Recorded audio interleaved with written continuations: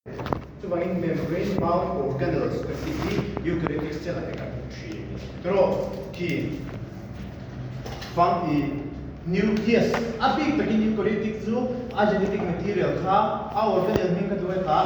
nucleus chunga chi chu nucleus one tuam tu mumal tak ane chi chu eukaryotic cell chuangin eukaryotic kan Enge pui mo per ati chuan membrane bound organelles membrane ina atwa organelles ka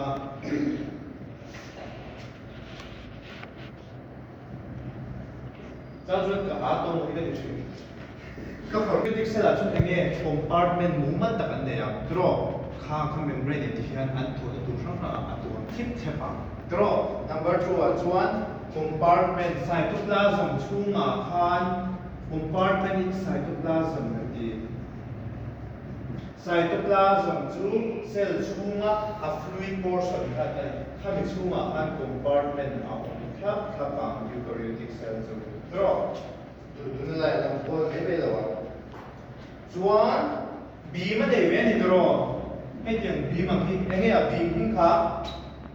cytoskeleton namo cytoskeletal structure mo complex locomotory te ane kenwal tu ampe pero complex locomotory le skeletal ane chi abim te pero I am structure and skeletal simena sim te khani be the lawa pero simena sim angin bim te le thani chuan prokaryotic cell chu genetic material alam phulan thian a top three tro eukaryotic cell chu chromosome sai organized tree tro chromosome se to bang function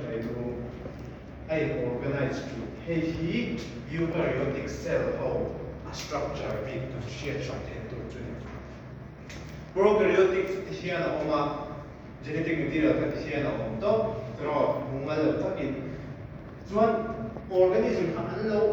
lian tol an lo complex tol ni thila la ma thilo I mumal ka pa aw kha nga ya ken ai machine ma kung genetic material ka kung vesia kha pa nucleus chunga mungal to ken da chumi chung chu cell of that chuan he eukaryote kan ti chu ta hoi prokaryote ti hoi chu an cha don an chu an genetic material ka klema lang ko Kini suka dia lah proses genetic material ko ay organize ka eukaryotes kan Ando to kem and non draw nang masuk akan sel ko yang beda dunia how kilo dan membrane yang Tuma draw abang yang wall chuan endomembrane system kishiat nge to mitochondria lo da very much lo that's 90 apparatus at the vesicles Golgi endoplasmic reticulum the Golgi apparatus on enzyme chain chuan lysosome le vesicle hi apui tu ten hemi te ho hi an thok ho chi chuan I shiat nge ni ta se 1 2 2 thon so ta chuan lysosomes kan ti ho hi chu wa lo kan pe na chi kha kan sel han thil poi ko hello right be hai chi phatin khani vacuoles kan ti chu water tui an kho na abi to in plant cell a ko chuan mitochondria chuan cell hi ai tung ding nan amamo be cytoskeleton kan te khang ho kha cell chu he kho pui ang kan ne kha pu pui kha tui chunga o mani dro it is made up of water chu ang kan ti kha cytoplasm nucleus chung point na at three real bea ang etika nucleoplasm ke machine ni sa percent water ne nang dikha to centro tui asiam kan tali tui ve da siam kan tali kan se